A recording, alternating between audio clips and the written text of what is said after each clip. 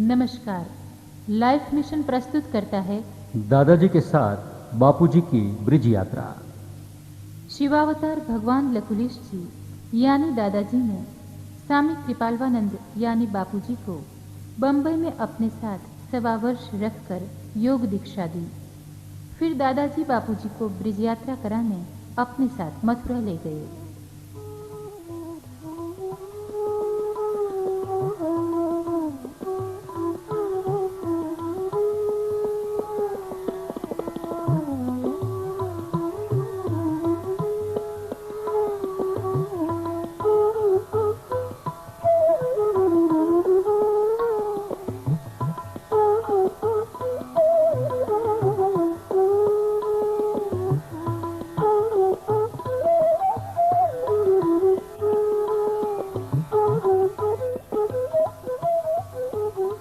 दादाजी व बापूजी दिन ढलते ही विश्राम घाट पहुंचे। विश्राम घाट पहुंचते ही सूर्यास्त का समय हो गया था। यह घाट यमुना किनारे है। सूर्यास्त के समय यहाँ से यमुना जी का दर्शन अत्यंत सुहावना लगता था। मथुरा में यमुना किनारे बहुत से घाट हैं, किंतु उनमें विश्राम घाट कुछ विशेष हैं।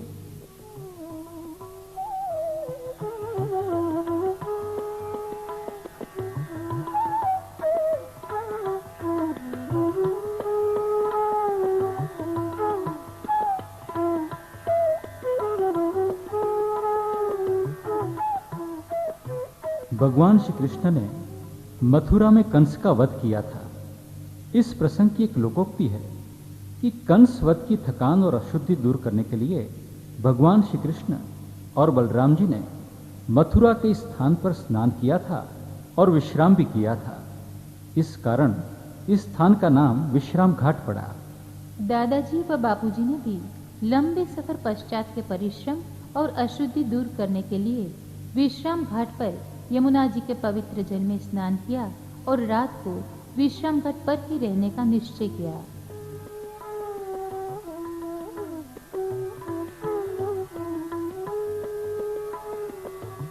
बापूजी दिन में एक समय भोजन लेते थे और दादाजी को भूख प्यास का प्रश्न ही न था। बापूजी के पास सफर में खरीदे और शेष बचे 2 केले थे, वे उन्होंने खा लिए। जहाँ पर लोगों का चहल पहल न हो ऐसा स्थान चुनकर दादाजी समाधि में बैठ गए।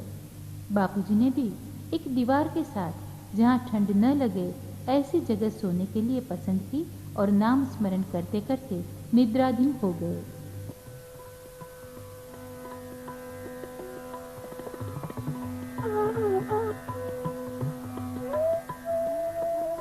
दूसरे दिन सुबह उठकर दोनों ने फिर से यमुना स्नान किया।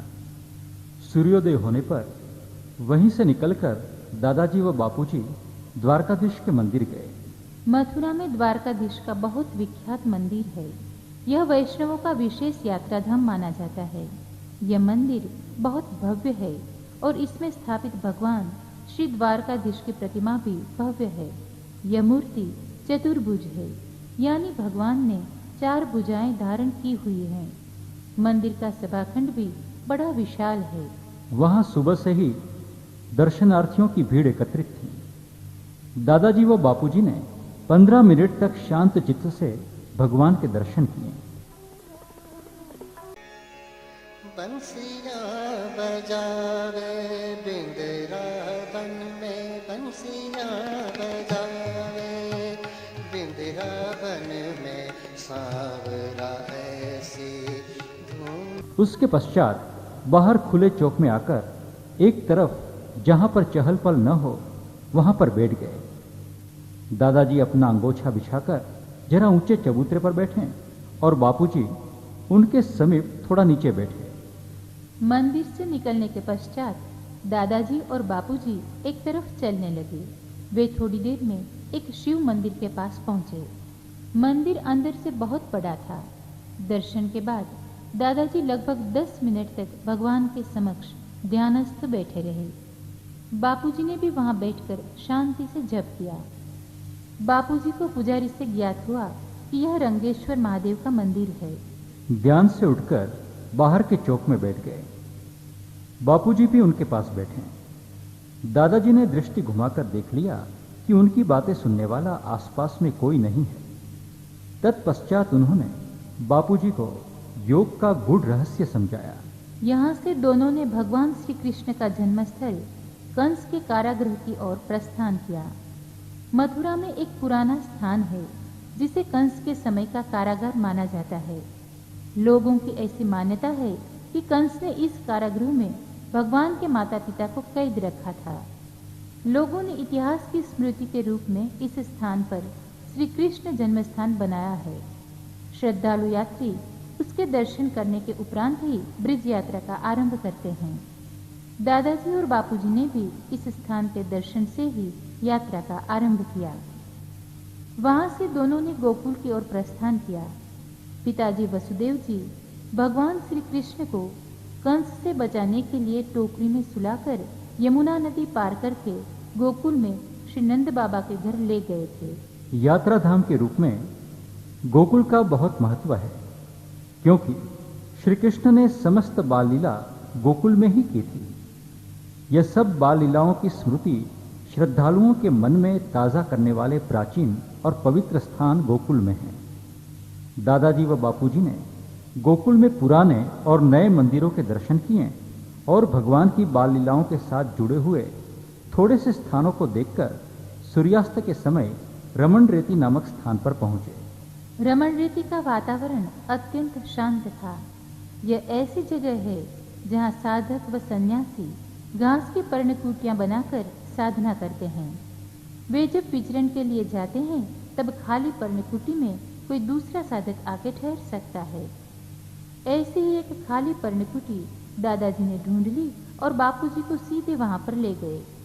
बापूजी ने पर्णकुटी की अंदर से सफाई की।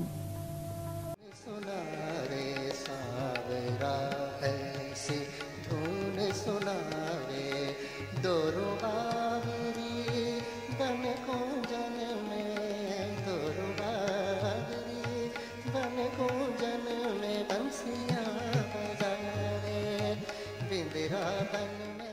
बापूजी अंदर से पर्णकुटी की सफाई करते थे, तब दादाजी ने कमंडल के जल से हाथ पैर व मुंह धोए। बापूजी ने भी पर्णकुटी साफ करने के पश्चात हाथ पैर धोने का विचार किया। उन्होंने दादाजी को कमंडल के जल का उपयोग करते हुए देखा था, इसलिए सोचा कि कमंडल खाली होगा। अतः निकट के जल स्थान से कमंडल में पानी भरकर लाने के विचार से जब कमंडल उठाया तब वह भारी था। इस कारण उन्होंने अच्छी तरह देखा तो कमंडल पूर्ववत पानी से भरा हुआ था। बापूजी ने भी कमंडल के जल से हाथ पैर व मुंह धोए और देखा कि कमंडल का जल जरा भी कम नहीं हुआ था। तत्पश्चात बापूजी ने थोड़े फल खाए और दादाजी अपने आसन पर समाधि लगाकर बैठ गए। दादाजी तो सिद्ध पुरुष थे, अतः रात को भी कभी सोते नहीं थे, लेकिन बापूजी तो दिन भर के परिश्रम से थकान महसूस कर रहे थे, इसलिए अंधेरा होते ही वे सो गए।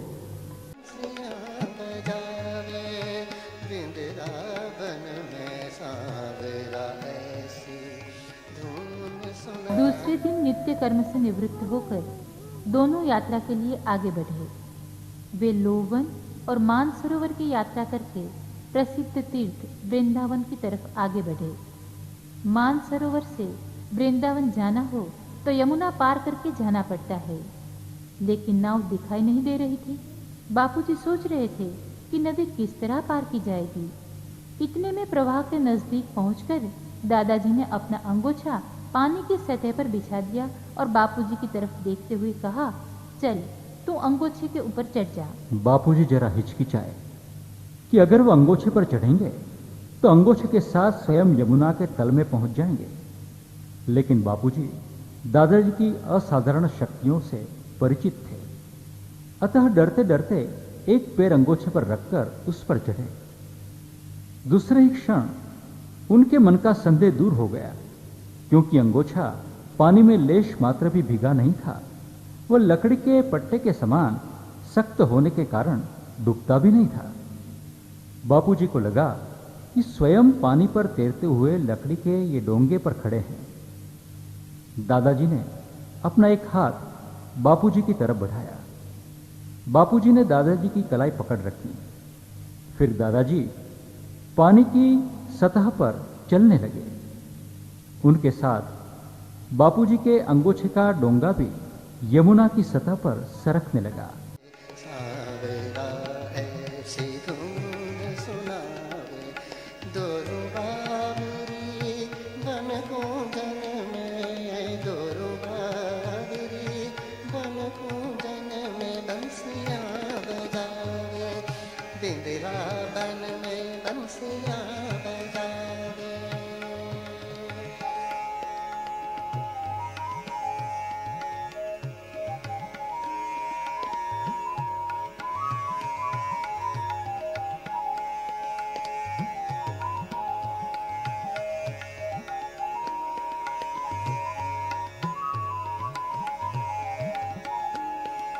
बंसी की धूनी रस की भीनी, बंसी। देखते ही देखते दोनों यमुना का विशाल जल प्रवाह पार करके सामने वाले किनारे पर पहुंच गए। सांझ ढल रही थी कि वे निकट में आए बंसीवट के पवित्र स्थल पर पहुंचे। की धूनी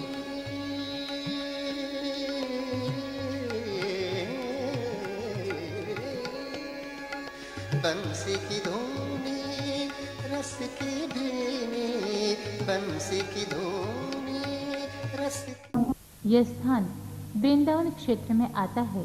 वह बहुत पवित्र माना जाता है क्योंकि वहां पर कई बार श्री कृष्ण भगवान ने गोपियों के साथ अनेक अलौकिक लीलाएं की थी।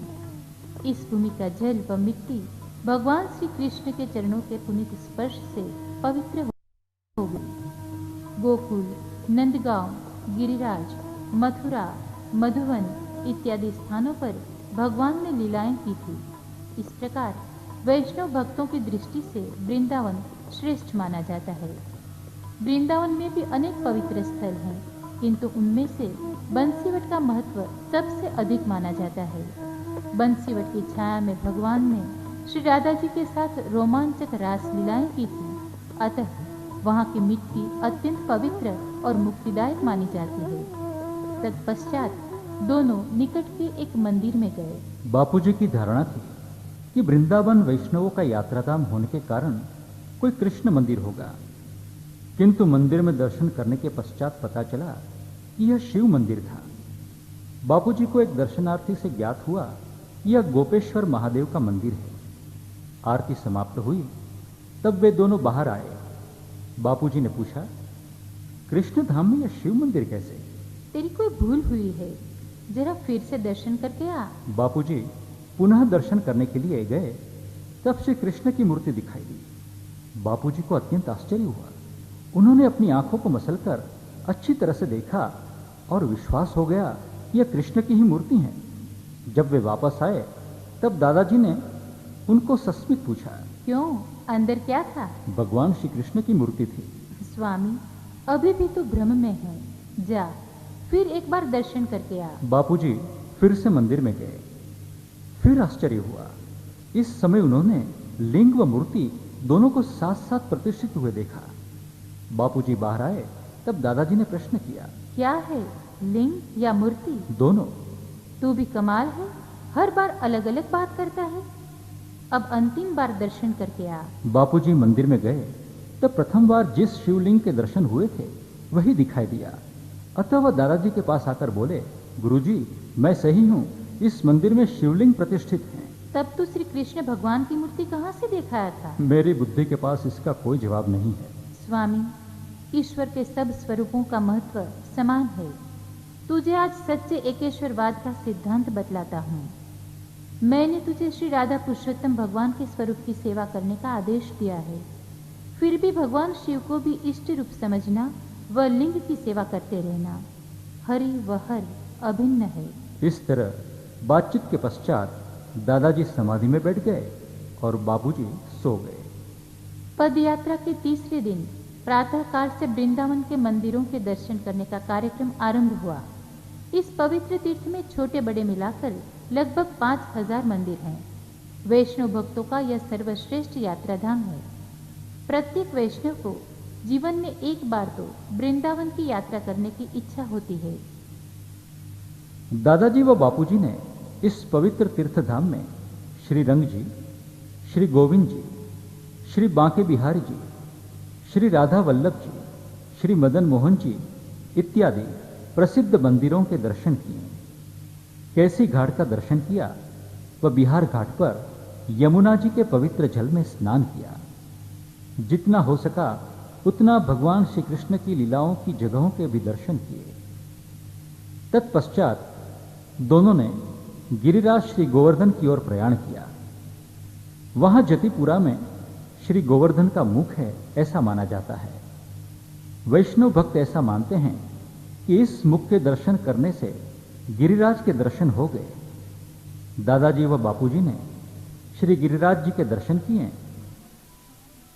बाजत ताने सब रागन में, बाजत ताने सब रागन में बंसियां बजावे, वृंदावन में बंसियां बजावे। धने धने म प म रे म प ध म प रे म रे ध ध प म प रे म प ध नि प ध म प ध नि ध प म प रे रे म म प बंसियां बजावे, वृंदावन में बंसियां बजावे।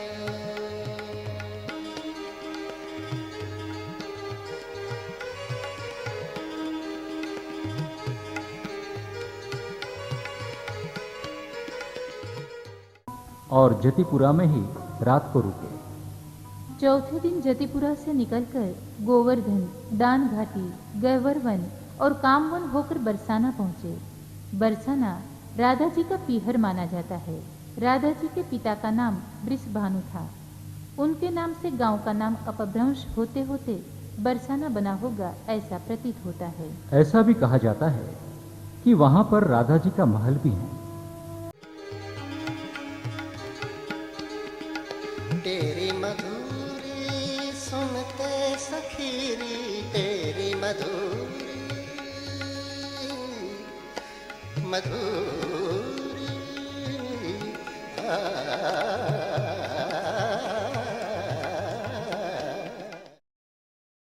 आसपास में राधा कुंड, प्रेम सरोवर, संकेत इत्यादि पवित्र जगह हैं। सुनते सखीरी पीर प्रेम की उठत है मन में, पीर प्रेम की उठत है मन में बंसियां बजावे, वहां से दादाजी व बापूजी नंदगांव पहुंचे। नंदगांव में नंद राजा का पुराना किला व महल है। मन में बंसियां बजावे, वृंदावन में।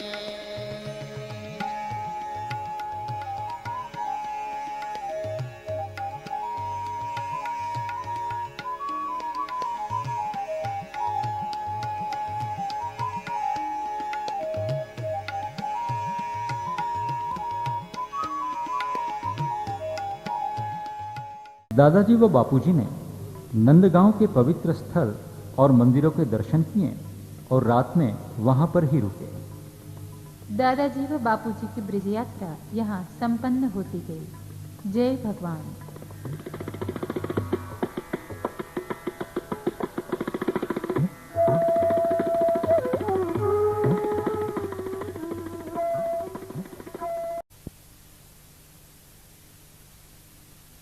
नमस्कार। લાઈફ મિશન રજૂ કરે છે ગુરુદેવ સ્વામી શ્રી રાજર્ષિ મુનિજી સાથે ભક્તોની વ્રજ યાત્રા એપ્રિલ 2000। ગુરુદેવ લાઈફ મિશનના પ્રચાર પ્રસાર માટે ઉત્તર પ્રદેશમાં વિચરણ કરી રહ્યા હતા। તે સમયે મથુરા અને આસપાસના ગામોમાં પણ લાઈફ મિશનના સંસ્કાર કેન્દ્રના ઉદ્ઘાટન સંપન્ન કરાવવાનો કાર્યક્રમ નિશ્ચિત થયો। અન્ય ભક્તોએ ગુરુદેવના મથુરા પ્રવાસની વાત જાણી કે તરત એમની સાથે વ્રજયાત્રાનો લાવો લેવાનો કાર્યક્રમ બનાવી દીધો। એટલે 20 એપ્રિલે મથુરાના ગુજરાત ભવનમાં 50 જેટલા ભાવિક ભક્તો પૂજ્યશ્રીના મથુરા આગમનની રાહ જોતા હતા। ગુરુદેવની સફેદ સફારી મથુરામાં પ્રવેશી ત્યારે સાંજના 6:30 થઈ ગયા હતા।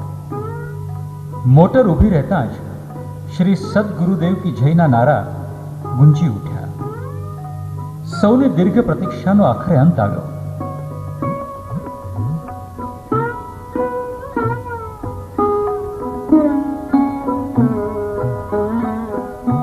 લાંબા પ્રવાસ છતાં ગુરુદેવ પ્રસન્ન ચહેરે અને વરદ મુદ્રામાં ગાડીમાંથી બહાર પધાર્યા. એમની પાછળ પાછળ યોગીની મૈયાજી અને રણજીતસિંહજી પણ એવી જ પ્રસન્ન મુદ્રામાં બહાર આવ્યા. સૌ ધૂન ગાતા ગાતા પૂજ્યશ્રીને દર્શન કક્ષમાં દોરી ગયા. तान रसीली सुनकर आली तान પરમ પૂજ્ય ગુરુદેવ તથા મૈયાજીએ પોતાના સ્થાન ગ્રહણ કર્યા. પુષ્પહારથી સ્વાગત બાદ સૌએ એક પછી એક શિસ્તબદ્ધ રીતે ગુરુદેવ અને મૈયાજીના દર્શન કર્યા. મોડું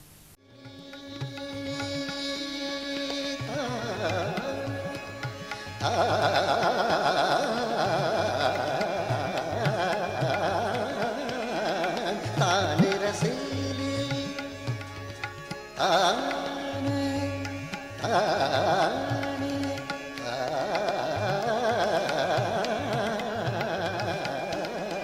तान रसीली सुनकर आली प्रेम पुलक है छाई बदन में प्रेम पुलक है छाई बदन में बंसियां बजावे बिंदरावन में बंसियां बजावे बिंदरावन में बंसियां बजावे रे धनी रे मा पा रे मा रे धा मा पा रे मा पा धा नि सा पा सा नि धा मा पा सा नि धा नि धा नि धा नि धा नि धा मा पा धा नि धा सा नि नि नि धा धा धा पा पा पा मा पा रे रे वा बंसियां बजावे बिंदरावन में बंसियां बजावे.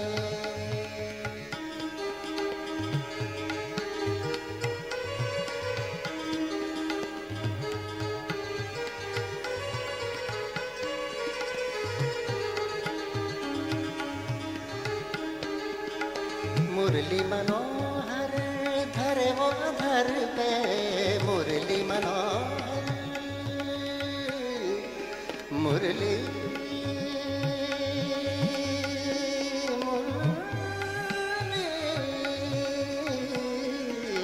मुरली मनोहर धरे वो धर पे मुरली मनोहर धरे वो धर पे तरसू मैं दर्शन की लगन में तरसू में दर्शन की लगन में बंसियां बजावे बिंदरावन में बंसियां बजावे बिंदरावन में बंसियां बजावे बिंदरावन में बंसियां बजावे बिंदरावन में बंसियां बजावे.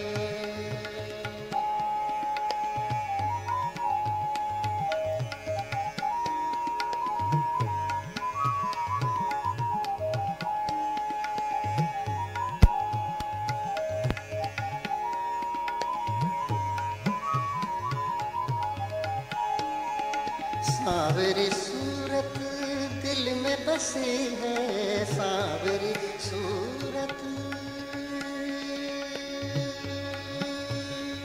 सूरत सूरत सांवरी सूरत दिल में बसी है छवि समाई है नैनन में छवि समाई है नैनन में बंसियां बजावे बिंदरावन में बंसियां बजावे बिंदरावन में बंसियां बजावे बिंदरावन में बंसियां बजावे बिंदरावन में बंसियां बजावे बिंदरावन में बंसियां बजावे.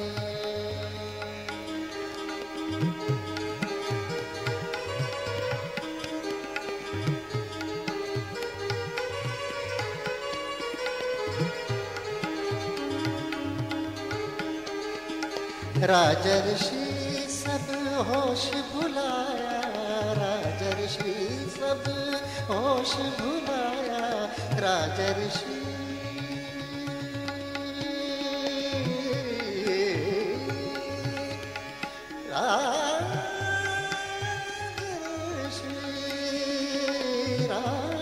राजर्षि राजर्षि सब होश भुलाया राजर्षि सब होश भुलाया भुलाया भुलाया भुलाया राजर्षि सब राजर्षि सब। તારીખ 21મી એપ્રિલ.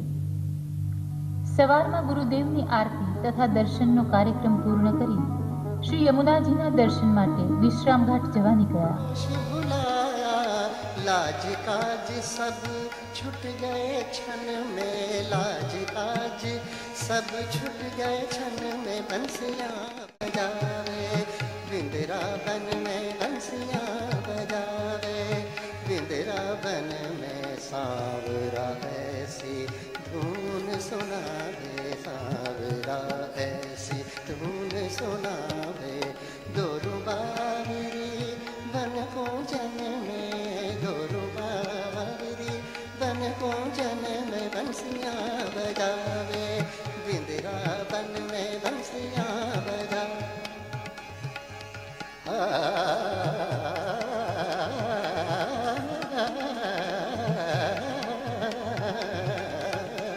बंसियां बजा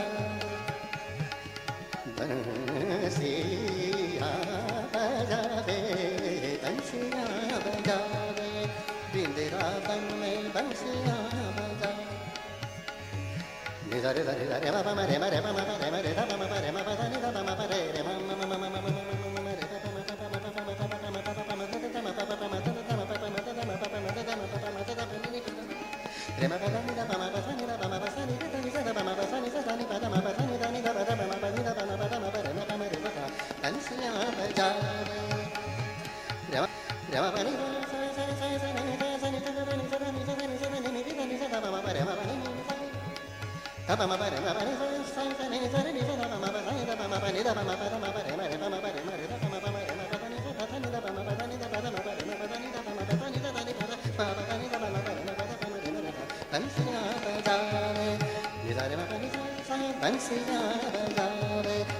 આસપાસ ફરીને વિષ્ણુ કાંચી, શિવ કાંચી વગેરે સ્થળોના દર્શન કરી ગુરુદેવ ઘાટની વચમાં ઊભા રહી ગયા અને સૌને ગ્રુપ ફોટા માટે નિમંત્રણ આપ્યું.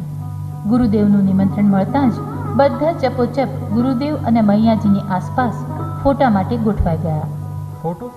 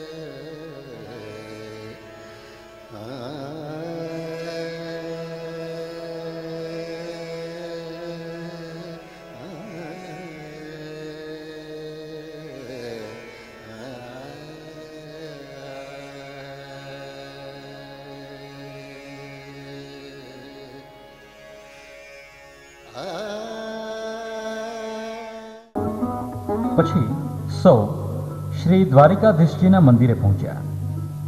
શ્રી વલ્લભાચાર્યજીએ બનાવેલું આ મંદિર અતિ ભવ્ય અને વિશાળ છે.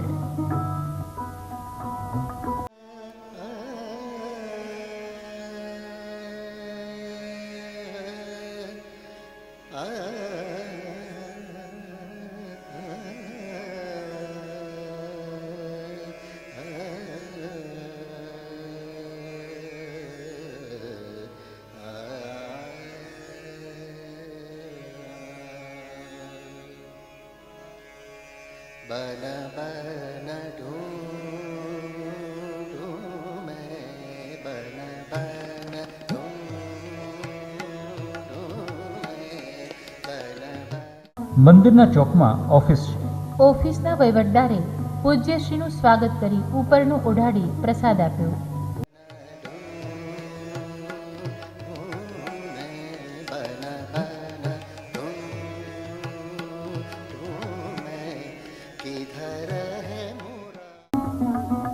સૌ મંદિરમાં ગયા. ત્યાં દર્શન અને આરતીનો સુંદર લાભ લીધો.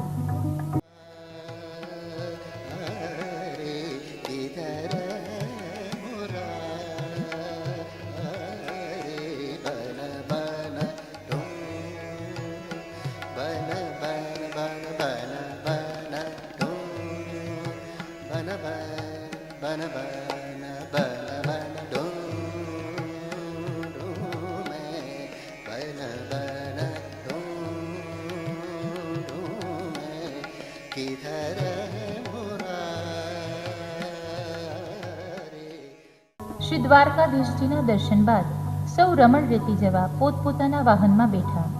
ભક્તો માટે એક સ્પેશિયલ લક્ઝરી બસની વ્યવસ્થા 4 દિવસ માટે કરવામાં આવી હતી.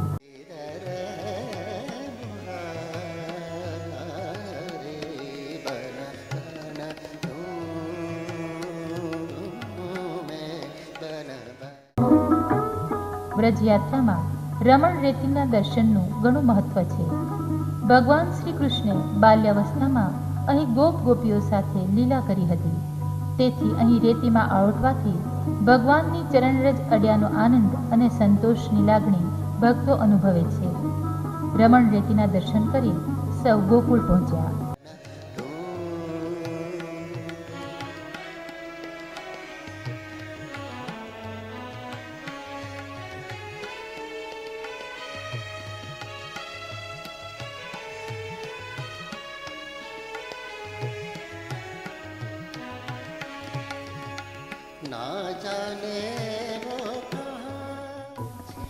ગોકુળમાં નંદ મહેલમાં નંદરાયનો દરબાર જોયો.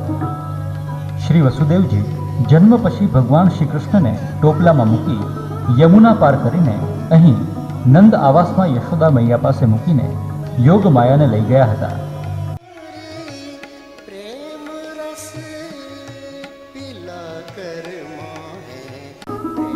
પૂતનાવધ, અસુરવધ, ભગવાન માટી ખાતા પકડાયા હતા તે સ્થળ વગેરે જોઈ મથુરા આવ્યા. ભોજન બાદ મથુરામાં જ લાઈફ મિશનના સંસ્કાર કેન્દ્રના ઉદ્ઘાટન માટે પૂજ્ય શ્રી પધાર્યા. ગુરુદેવની પાછળ ભક્તો પણ ત્યાં પહોંચ્યા.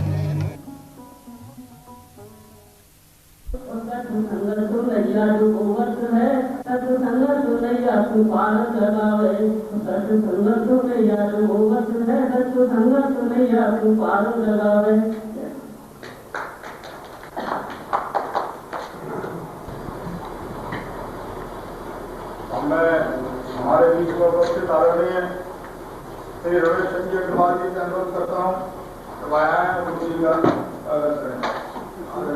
સ્વાગત બાદ પૂજ્યશ્રીના વરદ કર કમલો દ્વારા મંગલ દીપ પ્રગટાવી સંસ્કાર કેન્દ્રની વિધિવત સંસ્થાપના કરવામાં આવી.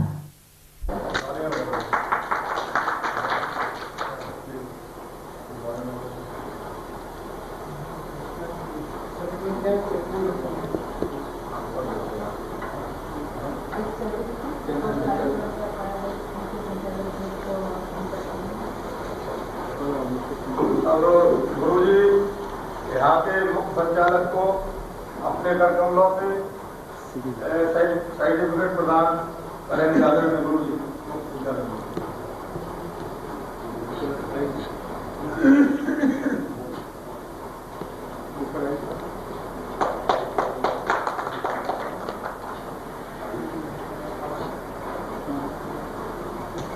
जानते हैं कि सृष्टि का सर्जन इस नाद ब्रह्म से हुआ है और तीन जो देव है हमारे के सामने बैठकर सब केंद्र चलाएंगे.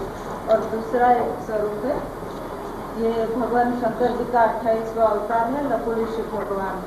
वैसे तो दिव्य स्वरूप से प्रकट हुए थे, लेकिन हम हमारे कर्मचक्षु से देख नहीं सकते हैं. तो वैसे गुरु जी भी इनकी चकाचौंध करने वाली रोशनी नहीं देख सके, तो भगवान ने कृपा करके यह मानव रूप निर्माण किया और इसी स्वरूप में भूमि से 3 फुट ऊपर पद्मासनस्थ स्थिति में विराजे भरत मुद्रा में. और गुरु जी को ये जन कल्याण के लिए लाइफ मिशन का आदेश किया है कि आप विचरण करो साधना से समय निकाल कर और लोगों को धर्माभिमुख करो. तो इसी के जरिए यहाँ आज केंद्र संपन्न हो रहा है. आप लोग के अनुरोध पर गुरु जी यहाँ पधारे हैं और यह केंद्र का उद्घाटन संपन्न हुआ. यह स्वरूप भी हमारे प्रेरणा स्रोत के स्वरूप केंद्र બિરાજેલા. મૈયાજીએ ભેટ સ્વરૂપો અને પુસ્તકોનો સંક્ષિપ્ત પરિચય કરાવી પૂજ્યશ્રીના વરદ હસ્તે સંસ્કાર કેન્દ્રના મુખ્ય સંચાલક શ્રીને અર્પણ કરાવ્યા. और एक ये किताबों का सेट है, गुरु जी की रचनाएं, सभी किताबें गुरु जी की लिखी हुई है. इसमें एक मेरी गुरु परंपरा नाम की किताब है, जिसमें भगवान शंकर के 28वें अवतार भगवान लकुलिश जी की नूतन परंपरा में जो गुरु हुए तो इनके बारे में जिक्र किया है. हमारे दादाजी के साथ भगवान लकुलिश जी 1.5 साल तक रहे हैं, तो ये सब रोचक बातें इसमें है. अब केंद्र में जो 20 मिनट का समय है, उसमें ये सब किताबें बारी बारी से 20-20 मिनट पढ़ेंगे और इस तरह केंद्र में इसका उपयोग होगा. और भी किताबें हैं, योग और आयुर्वेद है, एक संचालन मार्गदर्शिका भी है. उस मार्गदर्शिका के मुताबिक आप केंद्र का संचालन सुचारू रूप से कर सकेंगे. और तिब्बत के महान योगी मिलारेपा नाम से भी एक किताब है. तो ये सब किताबें आपको काफ़ी उपयोगी होगी संस्कार केंद्र में. आप बारी बारी से पठन करेंगे और वहाँ आप स्वीकार करेंगे. પ્રાથમિક કાર્યક્રમ બાદ પરમ પૂજ્ય ગુરુદેવનું મંગળ પ્રવચન શરૂ થયું.